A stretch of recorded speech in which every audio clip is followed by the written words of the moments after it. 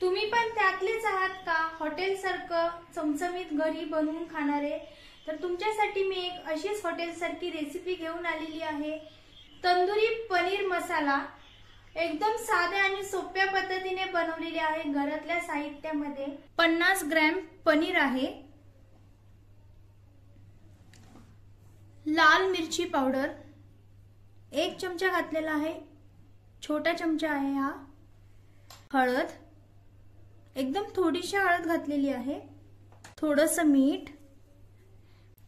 तर हे सर्व पनीरला लावून घ्यायचं आहे। सर्व मसाले पनीरला लावून झालेले आहेत। आता पनीर आपल्याला अर्धा तास मॅरिनेट करण्यासाठी ठेवायचं आहे। थोड्याशा तेलामध्ये पनीर आपल्याला फ्राय करून घ्यायचे आहेत। एक पळी तेल घातलेलं आहे, तेल सुद्धा गरम झालेलं आहे। पनीर आता तेलामध्ये फ्राय करण्यासाठी सोडायचं आहे। पनीर एका साइडून फ्राय करून झालेलं आहे। आता दुसऱ्या साइडून पनीर फ्राय करून घ्यायचं आहे। पनीर दोन्ही साइडून फ्राय करून झालेलं आहे। आता एका प्लेटमध्ये काढून घेऊया। त्याच कढईमध्ये एक पळी तेल घालायचं आहे। तेल गरम झालेलं आहे। तेलामध्ये 2 तेजपत्ते घालायचे आहेत, 2 लवंग, 2 काळी मिरी, दालचिनी। पनीरची भाजी बनवताना मी गरम मसाल्याचा जास्त उपयोग करत नाही, कारण माझ्या घरच्यांना गरम मसाला पनीरच्या भाजीमध्ये आवडत नाही। त्यामुळे मी खडा मसाला कमी प्रमाणात वापरलेला आहे। 2 मोठे कांदे बारीक चिरून घेतलेले आहेत। कांदा ब्राऊन होईपर्यंत तेलामध्ये भाजायचा आहे। कांदा ब्राऊन झालेला आहे। 2 टोमॅटोची पेस्ट बनवून घेतलेली आहे। आता ती पेस्ट कांद्यामध्ये घालायची आहे। 5 मिनिटं टोमॅटो तेलामध्ये भाजायचा आहे।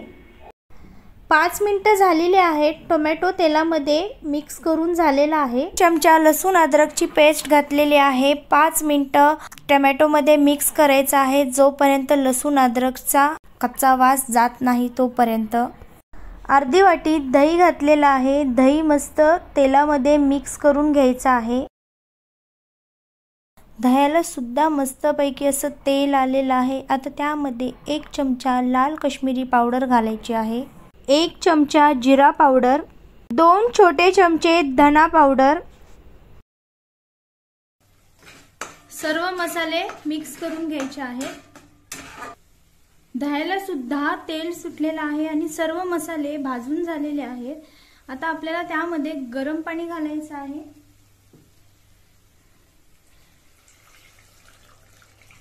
गरम पाणी तुम्ही तुमच्या अंदाजाप्रमाणे घालू शकता, जशी तुम्हाला ग्रेव्ही हवी तशी।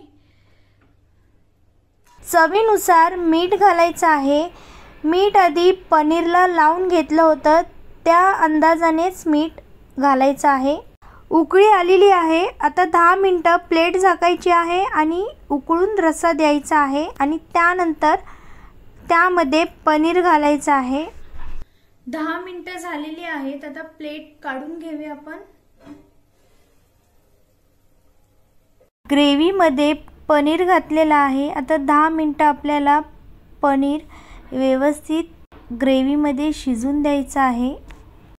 10 मिनिटं झालेली आहेत। प्लेट काढून घेतलेली आहे। बघू शकता किती सुंदर असं पनीर तयार झालेलं आहे। तुम्हाला ग्रेव्ही घट्ट हवी तर तुम्ही घट्ट ठेवू शकता। तुम्हाला थोडी ग्रेव्ही पातळ हवी असेल तर तुम्ही थोडं पाणी ॲड करू शकता त्यामध्ये। पनीरची भाजी तयार झालेली आहे। त्यावरती थोडीशी कोथिंबीर घालायची आहे। गॅस बंद करून घ्यायचा आहे। कोळसा गरम करून घेतलेला आहे। एका वाटीमध्ये कोळसा काढून घेतलेला आहे।